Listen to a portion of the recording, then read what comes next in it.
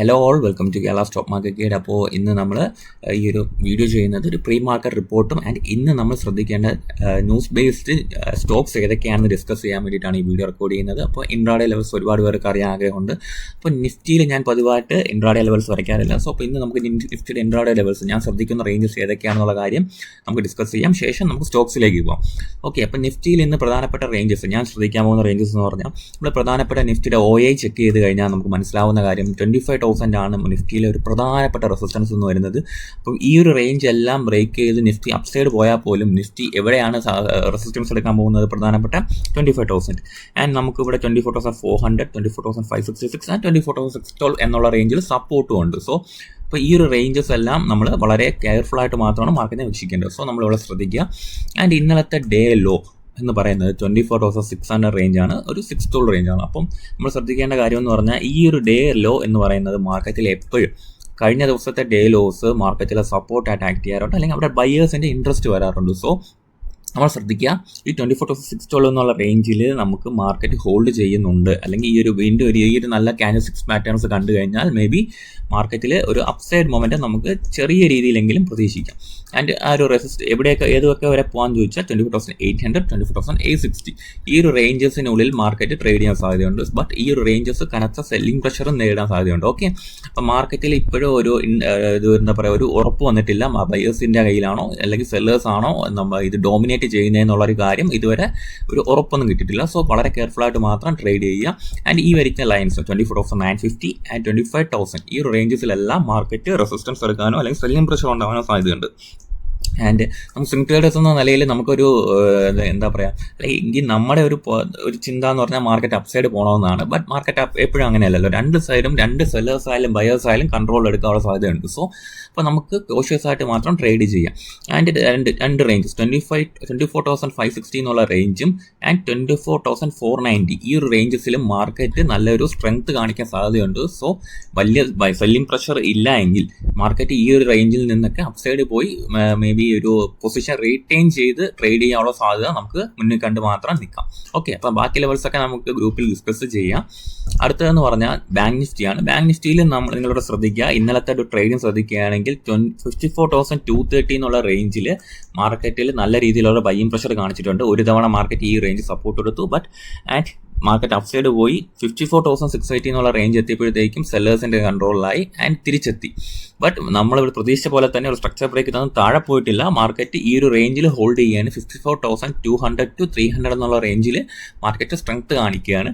So Nifty ബാങ്കിൽ ഈ ഒരു റേഞ്ച് ഹോൾഡ് ചെയ്താൽ മേ ബി ഈ ഒരു റേഞ്ച് 54,750 എന്നുള്ള റേഞ്ച് ടെസ്റ്റ് ചെയ്യാൻ സാധ്യതയുണ്ട്. ആൻഡ് ഈ ഒരു റേഞ്ച് ടെസ്റ്റ് ചെയ്ത് മാർക്കറ്റ് റീടെസ്റ്റ് ചെയ്യാൻ കഴിഞ്ഞാൽ അടുത്ത 55,270 എന്നുള്ള റേഞ്ചിലേക്ക് മാർക്കറ്റ് പോകാൻ സാധ്യതയുണ്ട്. സോ ബാങ്ക് നിഫ്റ്റി എങ്ങനെ പെർഫോം ചെയ്യുമോ നമുക്ക് വാച്ച് ചെയ്യാം. ആൻഡ് ഡൗൺ സൈഡ് വരാനാണെങ്കിൽ ഈ ഒരു റേഞ്ചൊക്കെ നമ്മൾ മാർക്ക് ചെയ്ത് വെച്ചിട്ടുണ്ട്. 55,540 ആൻഡ് 55,800 ഈ ഒരു റേഞ്ചിലായിരിക്കും മാർക്കറ്റ് സപ്പോർട്ട് എടുക്കാൻ പോകുന്നത്. സോ ബാങ്ക് നിഫ്റ്റിയുടെ ലെവൽസ് നമുക്ക് വാച്ച് ചെയ്ത് തന്നെ തീരുമാനം എടുക്കാം. ഓക്കെ, അപ്പോൾ ഇനിയാണ് അടുത്ത പ്രധാനപ്പെട്ട കുറച്ച് കാര്യങ്ങൾ നമ്മൾ ഡിസ്കസ് ചെയ്യാനുള്ളത്. ഇന്ന് ന്യൂസ് ബേസ്ഡ് ആയിട്ട് ട്രേഡ് ചെയ്യുന്ന ആളുകൾ ഒരുപാടുണ്ടാവും. സോ അങ്ങനത്തെ ആളുകൾ ശ്രദ്ധിക്കേണ്ട സ്റ്റോക്സ് ഇതാണ്. സോ ഇത് റെക്കമെൻഡേഷൻ വീഡിയോ അല്ല, നമ്മൾ പബ്ലിക്കലി അവൈലബിൾ ആയ ഡേറ്റയാണ് അനലൈസ് ചെയ്യുന്നത്. ഓക്കെ, അപ്പോൾ സ്റ്റോക്സ് ഇന്ന് എന്തൊക്കെ ന്യൂസുകളുണ്ടെന്ന് ചോദിച്ചാൽ BEL ഒരു അഡീഷണൽ ഓർഡർ കിട്ടിയിട്ടുണ്ട്. അവർക്ക് 1,092 കോടിയുടെ ഓർഡർ കിട്ടിയിട്ടുണ്ട്. Orders include EW system upgrade, difference network upgrades, tank sub systems, TR modules etcetera. So BELന്റെ ഒരു ന്യൂസ് ഓൾറെഡി അവൈലബിൾ ആണ്, നമുക്ക് ചെക്ക് ചെയ്യാം. നമ്മൾ സ്വിംഗ് ട്രേഡ് ഹോൾഡ് ചെയ്യുന്ന സ്റ്റോക്കാണ്. നമ്മൾ ടെലിഗ്രാം ചാനലിൽ നമ്മൾ ഡിസ്കസ് ചെയ്തിട്ടുണ്ട്. അപ്പോൾ BEL നമ്മൾ സ്വിംഗ് ട്രേഡിന് ഹോൾഡ് ചെയ്യുന്നുണ്ട്. കുറച്ച് കാലം അധികമായിട്ട് സ്വിംഗ് അല്ല, ഒരു പൊസിഷണൽ ട്രേഡായിട്ട് ഹോൾഡ് ചെയ്യുന്നുണ്ട്. നമ്മൾ പ്രോഫിറ്റിൽ നടക്കുകയാണ്. സോ BEL നമ്മൾ ചാർട്ട് ചെക്ക് ചെയ്യുമ്പോഴത്തേക്കും BELന്റെ ഒരു പ്രോപ്പർലി ഒരു റേഞ്ച്, ഒരു ബൈയിങ് പ്രഷർ നടന്ന ഏരിയ 360 ആണ്. ഇവിടുത്തെ ക്യാൻഡിൽസ്റ്റിക്സ് പാറ്റേൺസ് ഒക്കെ നമ്മൾ പരിശോധിച്ചാൽ അറിയാം. ഈ ഒരു ഏരിയയിൽ മാർക്കറ്റ് നല്ല രീതിയിൽ സപ്പോർട്ട് എടുത്താണ് കയറിപ്പോയത്. സോ 360 റേഞ്ച് ഒരു സപ്പോർട്ട് റേഞ്ചായിട്ട് BEL ആക്ട് ചെയ്യും. ആൻഡ് ഇന്നലത്തെ ക്യാൻഡിൽസ്റ്റിക്സ് നോക്കുകയാണെങ്കിൽ ഇന്നലെ മാർക്കറ്റ് ഒരു ബൈയിങ് പ്രഷർ ആദ്യം കാണിച്ചിരുന്നു. 407 എന്നുള്ള റേഞ്ച് ബ്രേക്ക് ചെയ്ത് അപ്സൈഡ് പോകാനുള്ള സാധ്യത നോക്കിയിരുന്നു. ബട്ട് മാർക്കറ്റ് ആ ഒരു കാര്യത്തിൽ നടന്നിട്ടില്ല, ഫെയിലായി. സോ 409 മുകളിൽ മേ ബി നല്ല മൊമെൻറ്റത്തിനുള്ള സാധ്യതയുണ്ട് BEL. സോ വാച്ച് ചെയ്യുക. അടുത്ത പ്രധാനപ്പെട്ട ന്യൂസ് ബേസ്ഡ് ചാനൽ എന്ന് പറഞ്ഞാൽ ന്യൂസ് ഒരു സ്റ്റോക്ക് എന്ന് പറഞ്ഞാൽ മഹീന്ദ്രയാണ്. അവർ TERA എന്ന് പറഞ്ഞ ഒരു കമ്പനിയിൽ അവരുടെ ഫുൾ സ്റ്റേക്സ് സെല്ല് ചെയ്യാണ് 52 കോടിയിൽ. സോ അടുത്തത് ബ്ലൂ ഡാർട്ട് എക്സ്പ്രസ്സിൽ ഒരു ന്യൂസ് കിടപ്പുണ്ട്. അപ്പോൾ അതെന്ന് പറഞ്ഞാൽ അവർ ഒരു ആവറേജ് ഷിപ്മെന്റ് പ്രൈസ് അവർ ഇൻക്രീസ് ചെയ്തിട്ടുണ്ട്. അത് 9-12% ആണ് അവർ ഇൻക്രീസ് ചെയ്തിരിക്കുന്നത്. അത് പ്രൊഡക്റ്റ് വേരിയബിൾസ് അനുസരിച്ചായിരിക്കും അവർ ഇൻക്രീസ് ചെയ്യുന്നത്. പിന്നെ IRFC എന്ന് പറഞ്ഞത് ഹരിയാന പവർ ജനറേഷൻ കോർപ്പറേഷനുമായിട്ട് ഒരു ചെറിയ എഗ്രിമെന്റ് IRFC എന്താ പറയുക സൈൻ ചെയ്തിട്ടുണ്ട്. 5929 കോടിയുടെ തെർമൽ പവർ പ്രൊജക്ടിന്റെ ഭാഗമായിട്ടാണ്, യമുന നഗറിലെ ഒരു പ്രൊജക്ടിന്റെ ഭാഗമായിട്ടാണ് അവർ ഡോക്യുമെന്റ്സ് സൈൻ ചെയ്തിരിക്കുന്നത്. അപ്പോൾ നമുക്ക് ചാർട്ട് ഒന്ന് ചെക്ക് ചെയ്യാം IRFCയുടെ. അപ്പോൾ IRFC നോക്കുകയാണെങ്കിൽ നമുക്കറിയാം ഒരു പ്രോപ്പർലി ഉള്ള ഒരു സപ്പോർട്ട് റേഞ്ച് എന്ന് പറഞ്ഞാൽ 110 റേഞ്ചാണ്. ആൻഡ് അവിടെ നിന്ന് മാർക്കറ്റ് അപ്സൈഡ് പോകും. സോ ഇവിടെ നോക്കുകയാണെങ്കിൽ IRFCയുടെ റീസെൻ്റ് ആയിട്ടുള്ള പ്രൈസ് ആക്ഷൻ നോക്കുകയാണെങ്കിൽ ഒരു 170 എന്നുള്ള റേഞ്ചിൽ നിന്ന് IRFC അപ്സൈഡ് പോവുകയാണ്. ഒരു ചെറിയ സ്ട്രക്ചർ ബ്രേക്ക് ഇവിടെ തന്നിട്ടുണ്ട്. നിങ്ങൾ ശ്രദ്ധിച്ചാൽ അറിയാം, ഒരു ചെറിയ സ്ട്രക്ചർ ബ്രേക്ക് IRFC ഇവിടെ തന്നിട്ടുണ്ട്.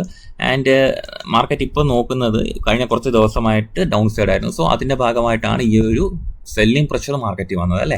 ഈ ഒരു സ്ട്രക്ചർ ബ്രേക്കിന് ശേഷം മാർക്കറ്റ് എന്തായാലും ഒരു അപ്സൈഡിനുള്ള സ്ട്രെങ്ത് കിട്ടിയില്ല. ബട്ട് മാർക്കറ്റ് ഫസ്റ്റ് സപ്പോർട്ട് എടുത്ത് നിൽക്കുന്നത് 122 റേഞ്ചിലാണ്. അപ്പോൾ ഇന്നലത്തെ ട്രേഡിംഗ് ആക്ഷൻ നമ്മൾ ചെക്ക് ചെയ്യുകയാണെങ്കിൽ നമുക്ക് മനസ്സിലാവും, ഇന്നലെ പ്രോപ്പർ ഒരു ബൈയിങ് പ്രഷർ മാർക്കറ്റിൽ വിസിബിൾ ആയിരുന്നു 124 റേഞ്ച്. ഈ ഒരു കഴിഞ്ഞ സെല്ലിംഗ് ക്യാൻഡിലിനെ ഓവർകം ചെയ്ത് മാർക്കറ്റ് അപ്സൈഡ് പോകാനുള്ള ശ്രമം നടത്തിയിട്ടുണ്ട്. സോ നമുക്ക് ഇതിൻ്റെ പ്രൈസ് ആക്ഷൻ വളരെ ക്ലോസ്ലി നമുക്ക് വാച്ച് ചെയ്യാം. IRFCയുടെ കുറച്ച് ബ്യൂട്ടിഫുൾ ആയിട്ടുള്ള പ്രൈസ് ആക്ഷൻ നമുക്ക് ഇവിടെ നല്ല മൈന്യൂട്ട് ഡീറ്റെയിൽസ് നോക്കിയാൽ നമുക്കിവിടെ മനസ്സിലാവും. ഓക്കെ, അപ്പോൾ IRFC ഇന്ന് എൻ്റെ ഫോക്കസിലുണ്ടായിരിക്കും ഒരു ഇൻട്രാഡേ ലെവൽസ് ഒക്കെ ചെക്ക് ചെയ്യാനായിട്ട്. പിന്നെ ടാറ്റ മോട്ടോഴ്സിൻ്റെ Moody's rating has from positive to negative. Tata motors അവർ എന്താ പറയുക മൂഡീസ് റേറ്റിംഗിൽ ഡൗൺഗ്രേഡ് ചെയ്തിട്ടുണ്ട്. ഓക്കെ, പിന്നെ മാസഗോണിൻ്റെ ഒരു ഡിവിഡൻഡ് പ്രഖ്യാപിച്ചിട്ടുണ്ട് കേട്ടോ. 2.71 പെർ ഷെയർ ആണ്. അപ്പോൾ മാസഗോൺ ഷിപ്പ് ഹോൾഡേഴ്സ് എല്ലാം ഒന്ന് ശ്രദ്ധിക്കുക, ഡിവിഡൻഡ് പ്രഖ്യാപിച്ചിട്ടുണ്ട്. 2.71 പെർ ഷെയർ ആണ് നമുക്ക് കിട്ടാൻ പോകുന്നത്. ഓക്കെ, പിന്നെ JSW ഇൻഫ്രാസ്ട്രക്ചറിൻ്റെ ഒരു ന്യൂസ് കണ്ടിട്ടുണ്ട്. ഒരു ഷോക്കേഴ്സ് നോട്ടീസ് അവർക്ക് കിട്ടിയിട്ടുണ്ടെന്നുള്ള കാര്യമാണ് GST വകുപ്പിൻ്റെത്. അപ്പോൾ അതൊരു നെഗറ്റീവായിട്ട് വരാനുള്ള സാധ്യതയുണ്ട്. പിന്നെ തോമസ് കുക്ക് ഇന്ത്യ എന്ന് പറയുന്നത് ഒരു മെമ്മോറാൻഡം സൈൻ ചെയ്തിട്ടുണ്ട്. മിനിസ്ട്രി ഓഫ് ടൂറിസമായിട്ടാണ് ഒരു മെമ്മോറാൻഡം സൈൻ ചെയ്തിരിക്കുന്നത്. അത് ഡെസ്റ്റിനേഷൻ എക്സ്പീരിയൻസ് ഡെവലപ്പ് ചെയ്യുന്നതിൻ്റെ ഭാഗമായിട്ടാണ് തോമസ് കുക്കിൻ്റെ ഒരു മെമ്മോറാൻഡം സൈൻ ചെയ്തിരിക്കുന്നത് ഗവൺമെൻറ് ഓഫ് ഇന്ത്യ ആയിട്ട്. അപ്പോൾ നമുക്ക് നോക്കാം. തോമസ് കുക്ക് ഇന്ത്യ എന്നൊക്കെ പറഞ്ഞാൽ സ്ട്രക്ചർ വൈസ് എനിക്ക് വളരെ തൃപ്തിയൊന്നും ഇല്ലാത്തൊരു സ്റ്റോക്കാണ്. നിങ്ങൾ നോക്കുകയാണെങ്കിൽ അറിയാം, ഒരു ടോട്ടലി ഒരു നെഗറ്റീവ് പ്രൈസ് ആക്ഷനാണ് ഞാനിവിടെ കാണുന്നത്. നിങ്ങൾക്ക് വേറെ അഭിപ്രായം കാണും, ബട്ട് എനിക്കൊരു ടോട്ടലി ഒരു നെഗറ്റീവ് പ്രൈസ് ആക്ഷനാണ് കാണുന്നത്. സോ നമുക്കൊന്ന് കോഷ്യസ് ആയിട്ട് മാത്രമേ ഞാൻ ഇതിലോട്ടൊക്കെ ട്രേഡ് ചെയ്യത്തുള്ളൂ.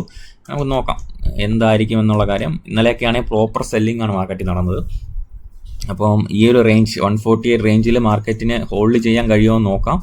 143 ഈ റേഞ്ചിൽ ഹോൾഡ് ചെയ്യില്ലേ എന്ന് നമുക്ക് നോക്കാം.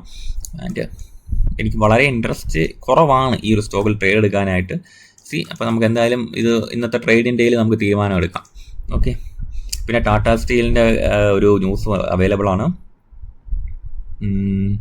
Non binding joint letter for first phase of transaction of low CO2 steel production to improve the ഒരു ഗവൺമെൻറ് നെതർലാൻഡ് ഗവൺമെൻറ്റുമായിട്ട് നടന്നൊരു ടാറ്റ സ്റ്റീലിൻ്റെ ഡീലിങ്സുമായിട്ട് ബന്ധപ്പെട്ടതാണ്.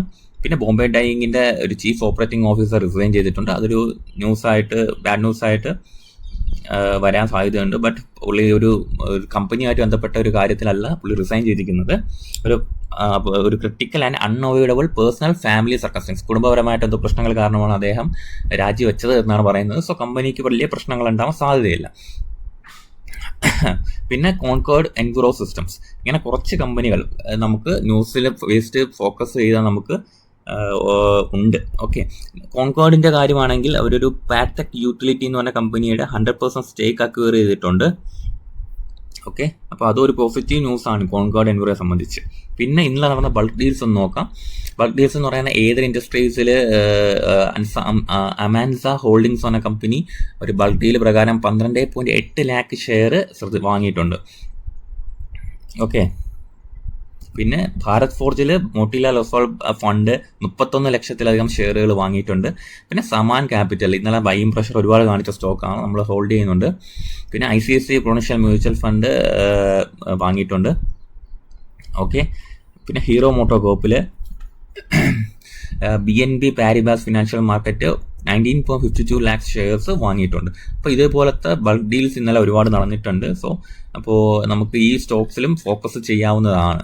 ഓക്കെ, അപ്പം ഇന്ന് ഇത്രയും ന്യൂസ് ബേസ്ഡ് സ്റ്റോക്സ് ആണ് ഉള്ളത്. ആൻഡ് നിഫ്റ്റിയുടെ ലെവൽസും നമുക്ക് ഏകദേശം വ്യക്തമാണ്. സോ എല്ലാവരും സേഫായിട്ടും കോഷ്യസ് ആയിട്ടും മാത്രം ട്രേഡ് ചെയ്യുക. അപ്പം പോസ്റ്റ് മാർക്കറ്റ് അനാലിസിസ് ആയിട്ട് ഞാൻ വരുന്നതായിരിക്കും. അപ്പോൾ താങ്ക് യു. ഓക്കെ.